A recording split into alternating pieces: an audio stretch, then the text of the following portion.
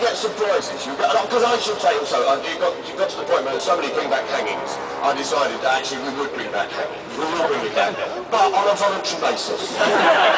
So if you're in favour of hanging, then you sign a register saying, I approve of the death penalty. And then if you fuck up, we'll kill you.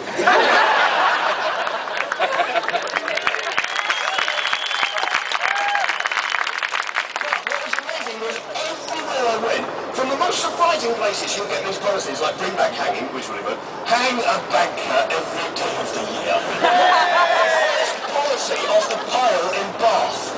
Hang a banker every day of the year. And what struck me wasn't the violence, but the orderliness. Every single day of the year, not even weekends off, 2 and bank holidays. And then after that it said, oh, and compulsory allotments for everyone. How fantastic is Daily Mail? Hang a banker in Bath. In Bath it took me to complete surprise because actually there's a whole string of stuff like this. I picked up one policy, second policy of the pile, and it read, bring back public stoning for hedge fund managers. The words that took me were the bring back words. Obviously I underestimated Bath quite substantially.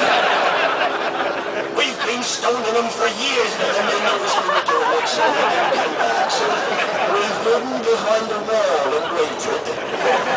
So you've got all of these kind of policies. They're also lovely, there's some really, the ones that I just love. In Hull, the policy that won was, we should be able to take fashion designers outside and bash them into the shape they think we're in. Which I thought was a great... From in North London, they had a policy which says models should be chosen at random from the electoral register.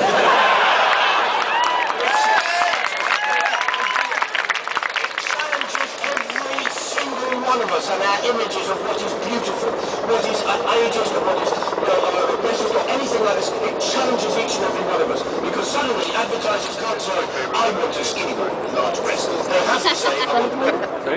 And they will be chosen at random. And the models will be informed in the way that people are informed of jury service. So you'll get a letter.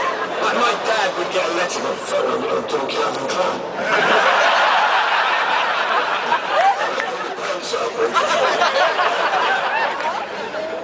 There are lovely policies. One in Leicester was that we should stack everything in supermarkets in alphabetical order. Where the hot nuts near the Hovis. And I said to the guy who put this through, what a great idea, that's really funny. He said, no, it's not funny, it's serious. There's another wonderful policy that just said the fattier the food, the thinner the aisle it's stocked in. I just have this vision of the donuts in this country. So there are amazing all sorts of lovely policies. One of my favourites was that Windsor should be renamed Lower Slough. And I love that. I said to the bloke after this, I said, what a great policy. He said, don't look on this just as comedy. This is righteous class anger. I said, let me feel your pain, my brother. He said, what it is Windsor and Maidenhead are really annoying because they have to share the same postcode as Slough. Slough has SL at the start of its postcode. Windsor and Maidenhead have an SL too. They're very annoyed about that. We know they're very annoyed about this because they had a little group in a campaign in Windsor and Maidenhead to change the postcode to WM. Because they thought the SL of Slough on the postcode was lowering the tone and possibly affecting property prices. So they had this campaign to read over. Brilliantly, Slough responds by just going, bollocks, you're Lower Slough. And I love that. And we can make it happen because language is how we use it. So if we decide that Windsor no longer exists as a word, Lower Slough is the word that replaces it. It's up to us to make this happen. If you have to write letters to people in that area, from now on in, it's addressed to Lower Slough.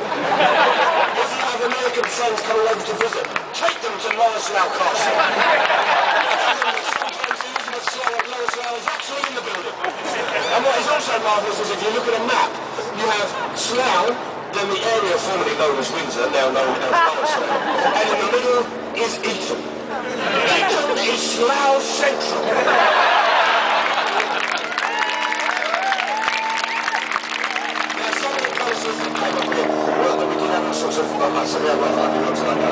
There should be a gamble button on cash flow machines.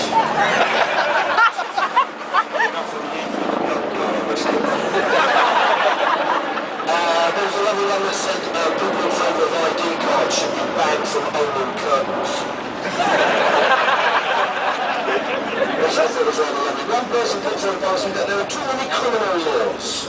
And we should abolish all criminal law. And the only law we should have are two laws. And these laws are law number 1, being out of order. Law number 2, being bang out of order. I spoke to the gentleman who proposed this policy. I said, what do you do for a living? He said, I'm a lawyer. Off for those on occasion. Also, I wanted to just say very quickly, there are rather lovely ones. Some of them in here. There's introduced none of the above and ballot papers. There is the garment trade should print the age of the person who made each item on the label. Which I quite like that, going into a shop and just going like an age 14 or above. We have there was a lovely one which there was a great one. The Daily Mail should be forced to print the words, the paper that's supposed to be up on its mast. The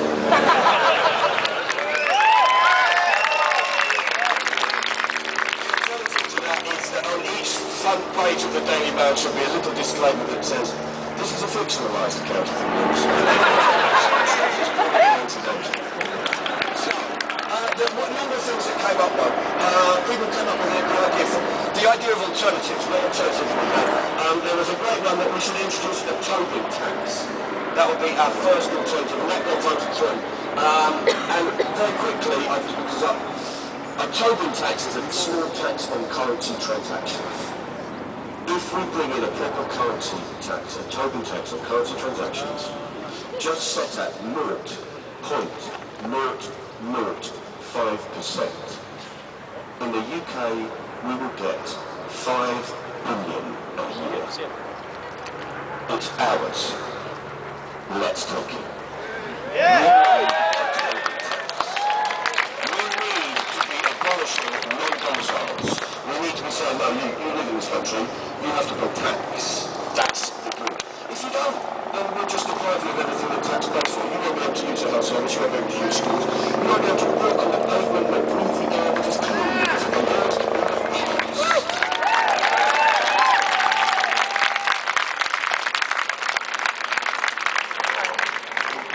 There was also the proposal that we should invade Jersey. In fact, there we have one. We actually did a demonstration. That we had lying around, so it's also recycled. That's a very green banner. And the proposals are simple because tax havens take an enormous amount of money. About 18 billion of corporate tax and corporate tax efficiencies leaves this country each year. So let's invade Jersey. Let's take it.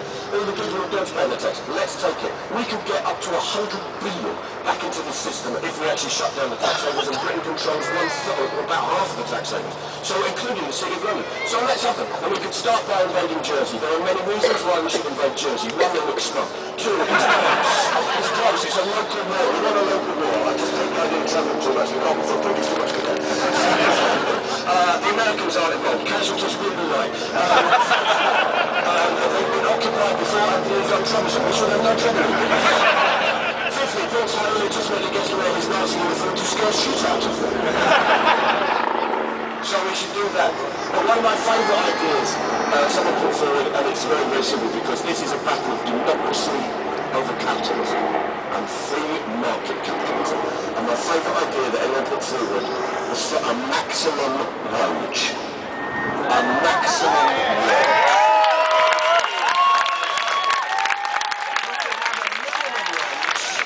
Democracy decides the minimum amount we'll pay people, we can also have a maximum wage.